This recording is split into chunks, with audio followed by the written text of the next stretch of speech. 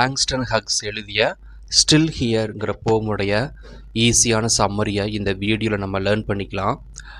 Langston hugs ஆஃப்ரிக்காவில் பிறந்திருந்தாலும் அமெரிக்காவில் settle ஆகி மிகப்பெரிய பொயட் ஆனவர். தன்னோட இனத்துக்காக நிறைய குரல் கொடுப்பார். அப்புறம் பிளாக் அப்ரஷனுக்கு எதிராக இவருடைய கவிதைகள் மூலமாகவும் எழுத்துக்கள் மூலமாகவும் தங்களோட எதிர்ப்பை தெரிவிக்கிறாரு. அப்புறம் நியூ நீக்ரோ அப்படிங்கிற மூவ்மெண்ட்டை ஸ்டார்ட் பண்ணியிருக்கிறாங்க. ஹேர்லம் ரெனைசான்ஸோடைய ஃபவுண்டரே இவர் தான். ஸோ இவருடைய தீம் எல்லாமே இவங்களுடைய இன மக்களுக்காக ஆதரவாகவும் அவர்களை எதிர்க்கிறவங்களுக்கு எதிராகவும் இவருடைய எழுத்துக்கள் எல்லாமே இருக்கும். அதனால் இந்த போமும் அப்படி தான், அதை பேஸ் பண்ணி தான் அமைஞ்சிருக்குது. ஸ்டில் ஹியர் அப்படிங்கிற இது வேர்டு இவர் எழுதின போமுடைய லாஸ்ட் லைன் இந்த போமோட டைட்டிலாக வச்சுருக்கிறாரு. இப்போ அந்த போமுடைய எக்ஸ்ப்ளனேஷனை பார்க்கலாம். ஐ பீன் ஸ்கார்ட் அண்ட் பேட்டர்டு அப்படின்னு ஆரம்பிக்கிறாரு. இந்த போம் எல்லாமே கொஞ்சம் சிம்பிள் லாங்குவேஜில் இருக்கும். நம்ம படிக்கும்போது ஈஸியாக நம்மளால் புரிஞ்சிக்க முடியும். ஃபஸ்ட்டு லைன் என்ன சொல்கிறாருன்னா, I been squared and pattern சொல்கிறாரு. இதில் யாரை பற்றி சொல்கிறார்? தன்னை லைஃப்பை பற்றி பேசுகிறார். தன் லைஃப் எப்படி இருக்குது, எவ்வளவு பிரச்சனைகளை நான் கடந்து கொண்டு வரேன், அதில் எவ்வளவு சேலஞ்சஸ் இருக்குது, அந்த சேலஞ்சஸ் நான் எப்படி ஃபேஸ் பண்ணுறேன், அப்படியெல்லாம் இந்த போம் ஒவ்வொரு லைன் மூலமாக எக்ஸ்ப்ரெஸ் பண்ணுறாரு. எவ்வளவு பிரச்சனைகள் என் வாழ்க்கையில் இருந்தாலும் I am still here, I am still alive அப்படிங்கிறது சொல்ல வரார். ஃபஸ்ட் லைனில் சொல்கிறாரு, ஐ பீன் ஸ்கார்ட் அண்ட் பேட்டர்ன்னு சொல்கிறார். ஸ்கார் அப்படின்னா பயமுறுத்தல், பேட்டர்னா ரொம்ப தாக்கப்படுதல். என்னை அதிகமாக தாக்கப்பட்டாங்க, பயமுறுத்துனாங்கன்னு சொல்கிறார். தன்னோட இனத்தை பற்றி தன் லைஃப்பை பற்றியும் பேசுகிறார் இந்த இடத்துல. இந்த அமெரிக்காவிலையும் சரி, ஒயிட் பீப்புள் எல்லாருமே என்னை அதிகமாக தாக்குனாங்க, அவங்களால ரொம்ப அடிவாங்கப்பட்டேன் அப்படின்னு சொல்கிறாரு. My hopes the wind and ஸ்கேட்டர்டுங்கிறாரு. எனக்குன்னு நிறைய கனவுகள் இருந்துச்சு, என்னைய பற்றின நிறைய நம்பிக்கைகள், எனக்குள்ள தன்னம்பிக்கைகள் இருந்துச்சு. என் கனவுகள் எல்லாத்தையும் ஒரு காற்று அடிச்சுக்கும் போது இலைகளாக பறந்து அப்படியே தூசி எல்லாத்தையும் அப்படியே தூக்கி செதறுற மாதிரி என் நம்பிக்கைகள் செதறிட்டாங்க அப்படின்னு சொல்கிறாரு. My hopes the wind and ஸ்காட்டர்டுங்கிறாரு. ஒரு காற்றடிப்பது போல் என்னோடய நம்பிக்கை எல்லாமே செதறி போயிருச்சுன்னு சொல்கிறாரு. ஸ்னோ ஹேஸ் ஃப்ரிஸ்மிங்கிறாரு. அடுத்த லைன், தேர்ட் லைனில் சொல்கிறாரு, ஸ்னோ அப்படியே ஃப்ரீஸ் பண்ணிடுச்சு, ஃப்ரசன் பண்ணிடுச்சு, உருக்கிருச்சு. எனக்கு எதுவுமே நான் மூவ் பண்ண முடியாமல் ஒரு ஐஸ் கட்டி மாதிரி என்னோடய நம்பிக்கை எல்லாமே உருகி போயிடுச்சு. என் வாழ்க்கையை ரொம்ப ஐஸ் கட்டி மாதிரி அப்படியே உருகிருச்சு அப்படின்னு சொல்கிறார். அதாவது திடமாகிடுச்சு. சன் ஹேஸ் பேக்குடு மீன் சொல்கிறார். இந்த சூரியனுடைய கதிர்கள் எங்களை எங்களுடைய நிறங்களையும் சரி எங்கள் வாழ்க்கையில் அப்படி பேக் பண்ணிவிடுச்சு. சூரிய கதிர்கள் எங்கள் வாழ்க்கையை ரொம்ப சூடுபடுத்திருச்சு. எங்களால் எங்களையே அடையாளம் காண முடியாத அளவுக்கு எங்கள் வாழ்க்கையை ரொம்ப அடி வாங்கிருச்சுன்னு சொல்கிறாரு. Looks like between them done அப்படின்னு சொல்கிறாரு. தே லுக்ஸ் லைக் என் லைஃப் எப்படி இருக்கும்னா இவங்களுக்கு நடுவில் இருக்குது.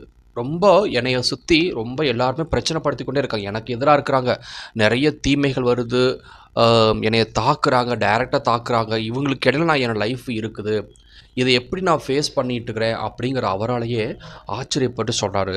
Try to make me stop லாஃபிங், stop loving and stop living அப்படின்னு சொல்கிறார். இந்த பிரச்சனைகள் எல்லாமே என்னை நோக்கி வரக்கூடியது எல்லாமே பிரச்சனைகள் தான். இந்த பிரச்சனைகளை என்னை என்ன பண்ணுதுன்னு பார்த்தீங்கன்னா, ஸ்டாப் லாஃபிங், என்னைய சிரிப்பதற்கு தடை பண்ணுது. நான் என்னைய லவ் பண்ணுறதுக்கு என்னை சுற்றி இருக்கிறவங்க, என் குடும்பங்கள், என்னை இன மக்களை லவ் பண்ணுறதுக்கு என்னைய தடை பண்ணுது. அண்ட் ஸ்டாப் லிவிங், என்னை வாழ வைக்கிறதுக்கே தடை பண்ணுது. என்னால் வாழ முடியாமல் எப்படியெல்லாம் தடை பண்ணணுமோ, எந்தெந்த வகைகளை எனக்கு தொல்லை கொடுக்கணுமோ அதெல்லாம் இவங்க பண்ணி கொண்டு இருக்கிறாங்கன்னு சொல்கிறாரு. பட் ஐ டோன்ட் கேர் அப்படின்னு சொல்கிறாரு. ஆனால் இந்த பிரச்சனைகளை பற்றி நான் பயப்படவே மாட்டேன். எவ்வளவு பிரச்சனைகள் வந்தாலும் நான் பின்வாங்க மாட்டேன். ஐ எம் ஸ்டில் ஹியர் அப்படின்னு சொல்கிறேன். ஐ எம் ஸ்டில் அலைவ், நான் இன்னும் இருக்கிறேன், நான் இன்னும் உயிரோட தான் இருக்கேன், நான் ரொம்ப ஆக்டிவாக இருக்கிறேன் அப்படின்னு ரொம்ப அழகாக சொல்கிறாரு லாங்ஸ்டன் ஹக்ஸ். இதில் நம்ம என்ன தெரிஞ்சுக்கிறோம் அப்படின்னா, the poem shows that the speaker has faced many hardships. நிறைய வாழ்க்கையில் நிறைய பிரச்சனைகளை சந்திச்சிருக்கிறார். பெயின், ஃபியர், லாஸ்ட் ஹோப்ஸ், நம்பிக்கை, எத்தனையோ நாட்கள் நம்பிக்கை இழந்து வாழ்க்கை இருந்திருக்குது. நிறைய பார்க்கணும், பயத்தோடையே வாழ்ந்து கொண்டிருக்காரு. உடல் வலி, மன வலியோடையே அவர் வாழ்க்கை இருந்திருக்குன்னு சொல்கிறார். அப்புறம் use a image, snow has freeze me, snow அப்படி ப்ரெசன்ட் பண்ணும்போது உறைஞ்சி அப்படின்னு உடம்பு அந்த மாதிரி என் வாழ்க்கை இருந்திருக்குது. சன் யூஸ் பண்ண சன்னு, ஸ்னோ எல்லாமே நம்மளால கண்ணால பார்க்க முடியும். அந்த இமேஜ்லாம் யூஸ் எல்லாமே நமக்கு வந்து லைக் பண்ணாது. இப்போ ஸ்னோ ஃப்ரஸனா இருக்கும்போது நமக்கு அது வந்து ஒண்ணுமே பண்ண முடியாது. இந்த கையில வந்து பனிக்கட்டிகள் வைக்கும்போது அவ்வளோ உறைஞ்சு போய் நிக்கும். சன்னு யாருக்குமே பிடிக்காது. எவ்வளோ நம்ம உடம்ப வந்து சூடுபடுத்தும். இந்த இமேஜ யூஸ் பண்ணி எந்த அளவுக்கு அவங்கள வந்து அப்ரெஸ் பண்ணியிருக்கிறாங்க, எந்த அளவுக்கு தன் வலிகள தாங்கிக் கொண்டிருக்காங்கிறதை மேட்ச் பண்றதுக்காக சன்னோட இமேஜ யூஸ் பண்றாரு. Even though life has been hard the speaker probably say I am still ஹியர்ன்னு சொல்லாரு. என்னதான் வாழ்க்கை ரொம்ப போராட்டமானதா, வலியுள்ளதா இருந்தாலும், நான் இன்னும் உயிரோட இருக்கிறேன். நான் இன்னும் போராடிக் கொண்டு வாழ்ந்து கொண்டு இருக்கிறேங்கிறத சொல்றார். அட் எமோஷன் ஷிஃப்ட் எப்படி பேசுகிறாருன்னா, sadness to strength and ends with a positive message of survival and hope. எல்லா பிரச்சனைகளையும் கடந்து சோகத்திலிருந்து ரொம்ப தன்னை மன உறுதியாக்கி, மன தைரியத்தை ஊட்டி, அப்படி பாசிட்டிவாக எண்ணங்களை நோக்கி என்ன பண்ணார்னா தன்னை வாழ வைத்து கொண்டிருக்கிறார். பாசிட்டிவாக இருந்தீங்க அப்படின்னா எந்த பிரச்சனையாக இருந்தாலும் அது நம்மகிட்ட பயந்து ஓடிடும். அப்படி இருக்கும்போது நம்ம இன்னும் ஒரு நம்பிக்கையோட போராடி கொண்டு வெற்றியோட வாழ்வோம் அப்படின்னு சொல்கிறார். எவ்வளவு பிரச்சனைகள் இருந்தாலும் மன தைரியம் வேணும். மன தைரியம் ஒன்று இருந்தால் எதை பார்த்து நம்ம பயப்பட மாட்டோம்னு சொல்கிறார். It reflects the experience of black oppression but focus on the power to keep கோயிங்னு சொல்கிறார்.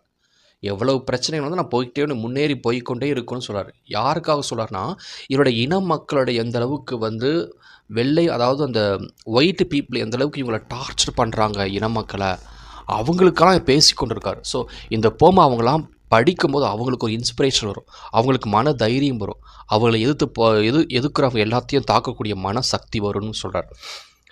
Like Anglo Still I Rise, this poem also talks about rising above difficulties with a pride and dignity. Still I Riseங்கிறது ஒருக்கும் அப்படி தான் மாயா Anglo எழுதுனது இதே கான்செப்டில் தான் எழுதியிருப்பாங்கன்னு சொல்கிறாரு. So இப்படி தான் வந்து ஸ்டில் ஹியங்கிற போம் வந்து லாங்ஸ்டன் ஹேக்ஸ் வந்து எழுதியிருக்கிறாரு.